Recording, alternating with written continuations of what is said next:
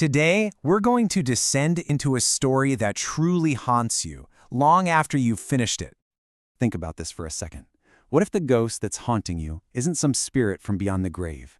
What if it's the living, breathing person right in front of you, someone you love who's come back but isn't really there anymore? We are diving deep into a truly chilling play from 1920 called Mary Rose, written by J.M. Barrie. And trust me, this is way more than just your average ghost story. It's a terrifying look at how time itself can become the monster, tearing apart people who thought they'd be together forever. Okay, so let's get the basics down. The play is Mary Rose. The author? J.M. Barrie. Yeah, the same guy who wrote Peter Pan. But this is a whole different world from Neverland. It came out in 1920, and it's this incredible supernatural drama.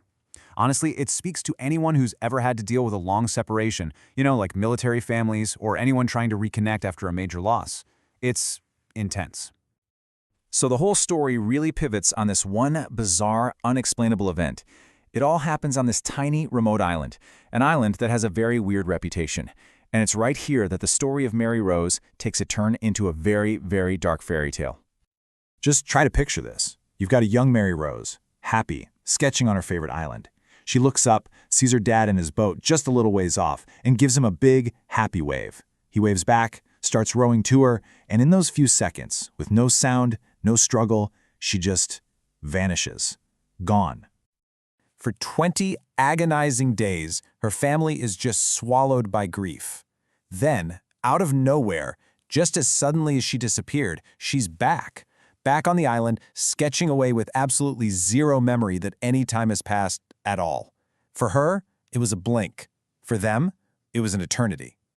And right here, this is where the real horror of the play kicks in.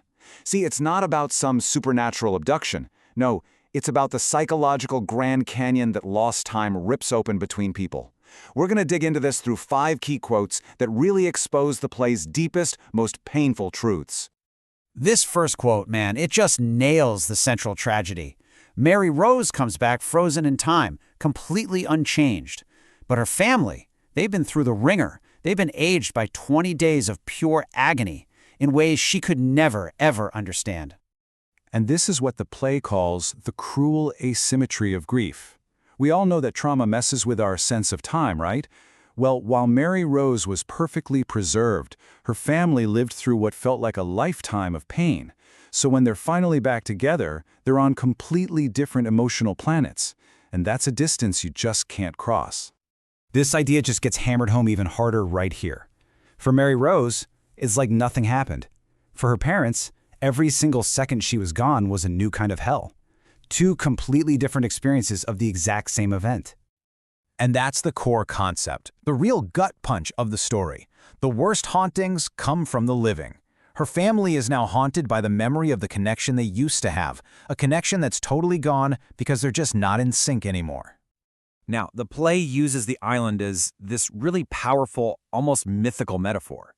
It's not just some rock in the ocean. It's a state of mind, a psychological space where the rules of time and reality just fall apart, a place that calls out to certain people.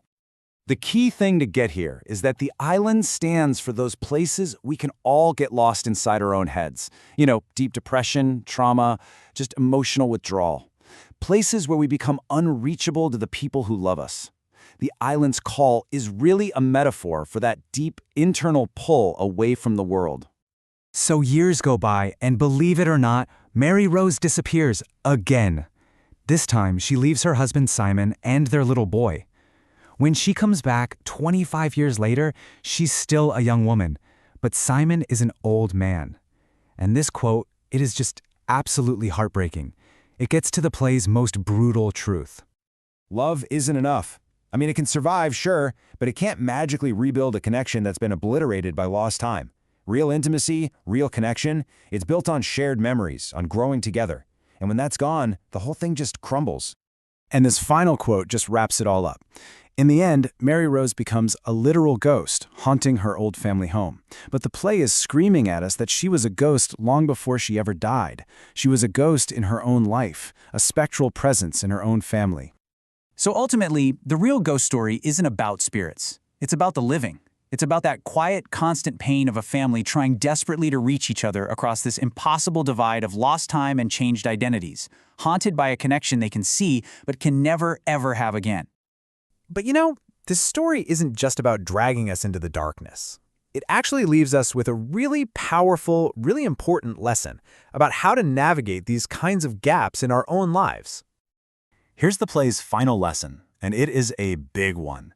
When you're trying to reconnect with someone after you've been apart for a long time, you have to throw out any expectation that you can just pick up where you left off. Instead of trying to pretend like nothing's changed, you have to lead with genuine curiosity. You have to ask, how have you changed? And this is why it's so important. The play basically gives us a roadmap. First, ask about their journey. Second, really listen. Create a safe space for them to tell their story, and you tell yours. And third, and this is crucial, build new rituals. Don't try to bring back the old ones. Those belong to people who don't exist anymore. You have to build a new connection based on who you both are today. This is so vital for anyone reuniting after a long time.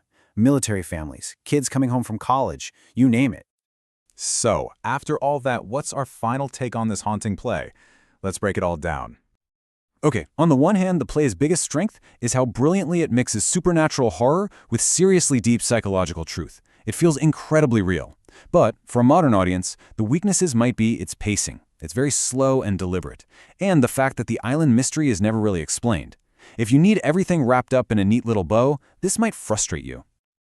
So, our final grade for Mary Rose is a solid 7.6 out of 10.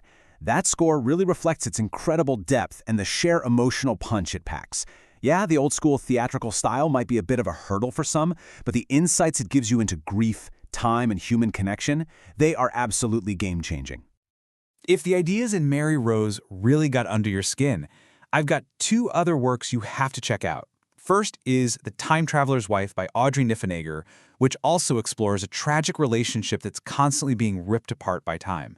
And then there's A Ghost Story by Mark Fisher, which also uses the supernatural to explore these really deep psychological wounds and the ache of lost connections. And that's our deep dive for today. If you want to descend into more of the world's most compelling stories, make sure you follow and subscribe. We'll see you next time.